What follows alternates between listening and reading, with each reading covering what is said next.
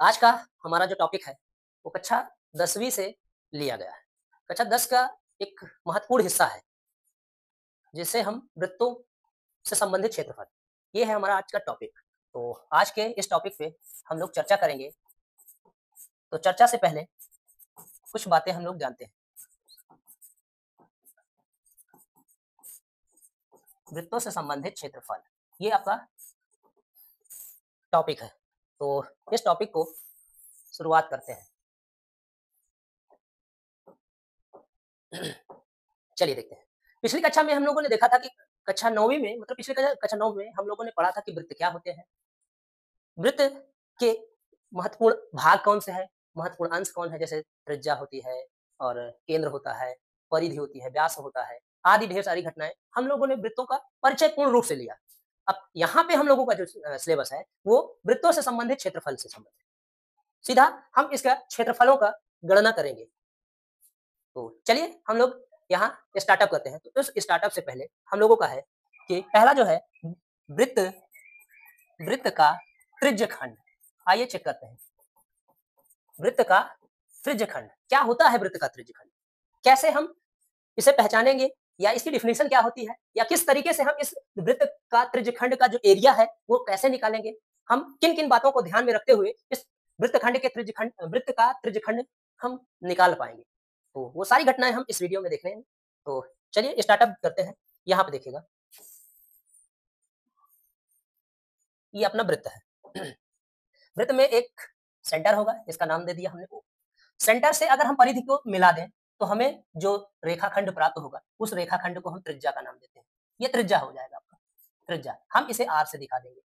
अब अगर इधर पुनः से दोबारा भी मिला दिया जाए, तो ये भी आपका वही त्रिज्या ही होगी, ये त्रिज्या है। और इसको भी हम R से ही दिखा देंगे। क्यों? क्योंकि यह दूरी प्रत्येक जगह केंद्र से इस परिधि की प्रत्येक बिंदु की जो दूरी होती है, वो समान जगह। तो अब यहाँ पे इस हिस्से का नाम A दे दिया और इस हिस्से का नाम B दे दिया। ठीक है? अब यहाँ पे देखिए, ये हम इस यहाँ से इस हिस्से के ये इस अगर लेंथ की बात करें, तो इसे हम क्या नाम से जानेंगे? ये चाप कहते हैं। वृत्त का चाप बोला जाएगा। ठीक है? तो सीधा-सीधा अब यहाँ पे ये जो एरिया हमें दिख रहा है, इस एरिये को ही हम किस नाम से जानेंगे? त्रिज्यखंड कहेंगे। यहाँ पे ये जो आकृति बनी दिख रही है, ये क्या हो जाएगा आपका? त्रिज्यखंड होगा। इधर इस आकृति को हम किस नाम से जानेंगे? ये भी आपका त्रिज्यखंड है। अर्थात सीधे-सीधे हम डेफिनिशन के तहत हम यहाँ पे दे सकते हैं कि ये त्रिज्या त्रिज्या और चाप द्वारा घिरी आकृति को, बंद आकृति को या परिबद्ध आकृति को ही किस नाम से जानेंगे? वृत्त का त्रिज्यखंड कहते हैं। यहाँ पे त्रिज्या, ये दोनों 2 त्रिज्याएँ हैं, इन दोनों त्रिज्याओं द्वारा और इस चाप द्वारा घिरी आकृति को ही हम किस नाम से जानेंगे? वृत्त का त्रिज्यखंड कहते हैं। ठीक? तो त्रिज्यखंड में 2 हिस्से होते हैं। यहाँ पे देखिए, ये इस हिस्से को हम क्या, एक ये इधर से ये हिस्सा बन गया और एक इधर से ये हिस्सा बन गया। तो यहाँ पे क्या होगा? इसे लघु लघु त्रिज्यखंड कहेंगे। लघु त्रिज्यखंड हो जाएगा। और यहाँ पे जो बना, इसे हम दीर्घ त्रिज्यखंड कहेंगे। ये दीर्घ त्रिज्यखंड हो जाएगा आपका। ठीक? ये लघु और ये दीर्घ। तो जो अगर इसकी डेफिनेशन बतानी है, तो लघु चाप द्वारा बनाए गए त्रिज्यखंड को हम लघु त्रिज्यखंड कहेंगे और दीर्घ चाप द्वारा बनाए गए वृत्तखंड को हम किस नाम से जानेंगे? दीर्घ वृत्तखंड कहेंगे। दीर्घ त्रिज्यखंड क्या हो जाएगा आपका? दीर्घ त्रिज्यखंड हो जाएगा। क्लियर हुआ? ये लघु त्रिज्यखंड और ये क्या हो जाएगा आपका? दीर्घ त्रिज्यखंड की बात करेंगे। क्लियर है? तो चलिए यहाँ पे हम पॉइंट लिखेंगे। देखिए नोट पॉइंट में आप लोग ध्यान से देखिएगा। नोट पॉइंट क्या है कि लघु चाप और दीर्घ चाप। ध्यान से देखिए, ये लघु चाप हो गया और यहाँ से यहाँ तक क्या हो जाएगा आपका? दीर्घ चाप। AB लघु चाप और BA दीर्घ चाप। लघु चाप और दीर्घ चाप का योग वृत्त की परिधि होगी। क्या होगी भैया? वृत्त की परिधि होगी। क्लियर है? दूसरा पॉइंट में, यहाँ पे दूसरा पॉइंट देखिएगा, लघु त्रिज्यखंड और दीर्घ त्रिज्यखंड के क्षेत्रफल का योग वृत्त का क्षेत्रफल होगा। वृत्त का क्षेत्रफल होगा, संपूर्ण वृत्त का क्षेत्रफल होगा। क्लियर है? यहाँ पे अगर हम इस एरिया को जोड़ दें और इधर ये वाला एरिया जोड़ दें, तो ये हमारा पूरे संपूर्ण वृत्त का क्षेत्रफल प्रदर्शित कर देगा। क्लियर है? चलें आगे। तो अब हम लोग देखेंगे अगले की ओर, अगली कड़ी, हमारा त्रिज्य खंड का क्षेत्रफल, त्रिज्य खंड का क्षेत्रफल, त्रिज्य खंड का क्षेत्रफल, त्रिज्य खंड का जो क्षेत्रफल होगा इसका सूत्र देखेंगे, क्षेत्रफल ये थीटा बटे 360 गुणे संपूर्ण वृत्त का क्षेत्रफल हो जाएगा। थीटा बटे 360 ये संपूर्ण वृत्त का क्षेत्रफल। ठीक, यह थीटा क्या है?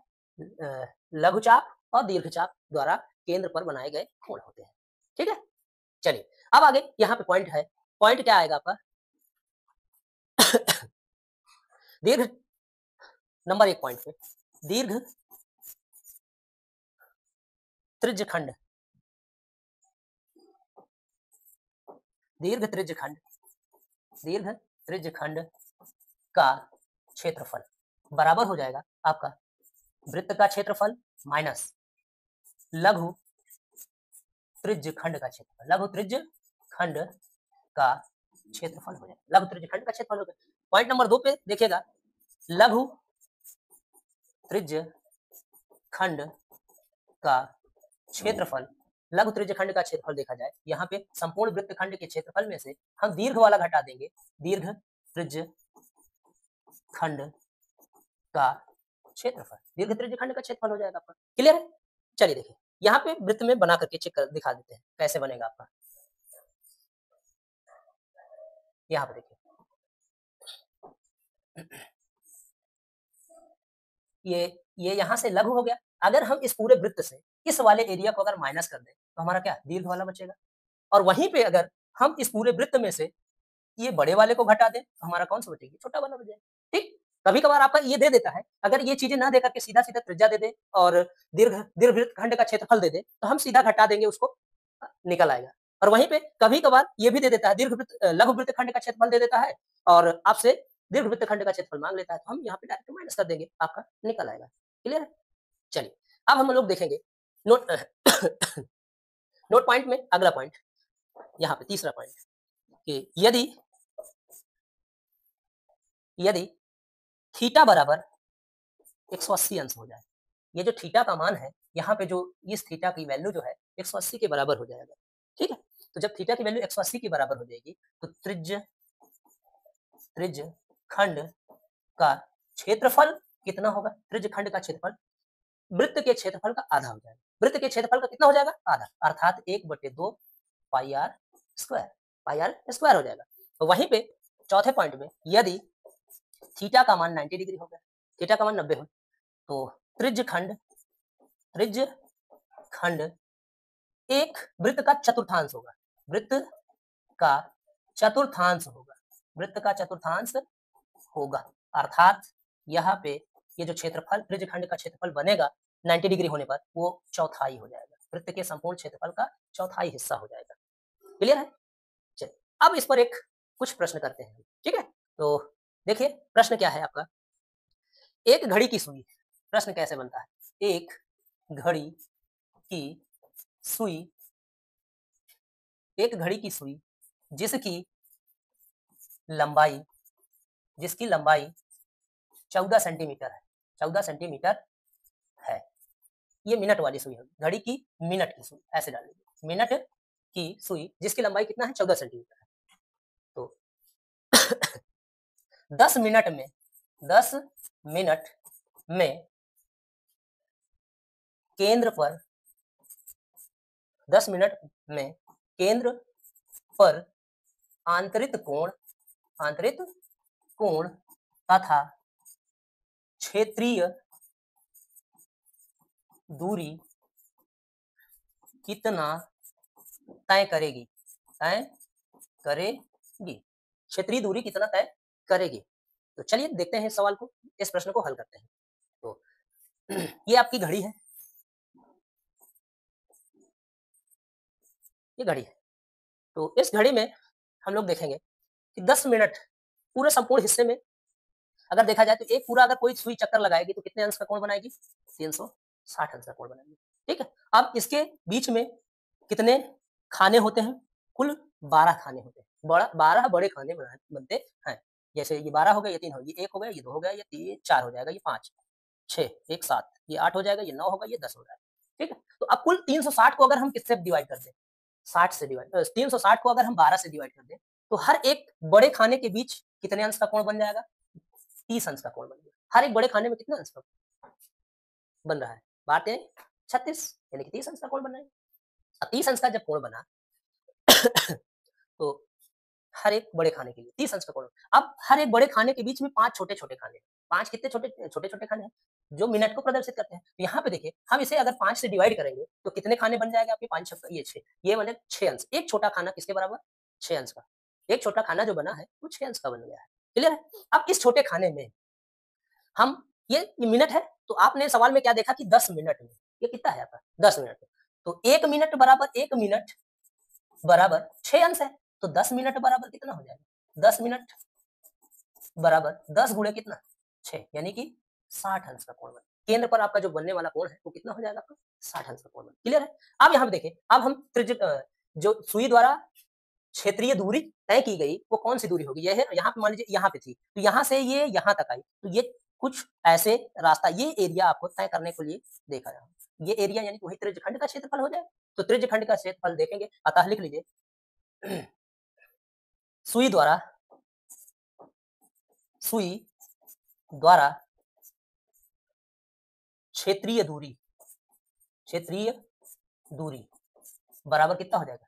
पाई आर स्क्वायर थीटा बटे 360। तो यहाँ पे आपको बनेगा ये पाई के लिए आप 22/7 ले लीजिए। आर की जगह हमारे पास कितना है? ये 14 सेंटीमीटर दे रखा है आपके। आर की वैल्यू 14 सेंटीमीटर। ये 14 अब स्क्वायर हम इसको 2 बार ले लेते हैं, 14 गुणे 14। अब यहाँ पे थीटा की वैल्यू आपने बताया कि 60 है, तो 60/360 हो जाएगा आपका। क्लियर है? यहाँ से देखिए, हम इससे डिवाइड किए, तो ये कितना? ये 0 से 0 कैंसल होगा, 6 छंग 36 हो जाएगा आपका। अब यहाँ से ये 7 से आपने इस 7 को काट 14 को काट लिया, ये क्लियर हो गया। अब बना क्या आपके पास? यहाँ इस 2 से इस 6 को आपने रिमूव किया, तो कुछ 3 बन गया। अब आपका बना कितना बन गया? ये बनेगा, ये 22 गुणे ये 14 गुणे अब 1 बटे ये 3 ये वाला 1 3 तो यही चीज़ आप गुणा कर लीजिए।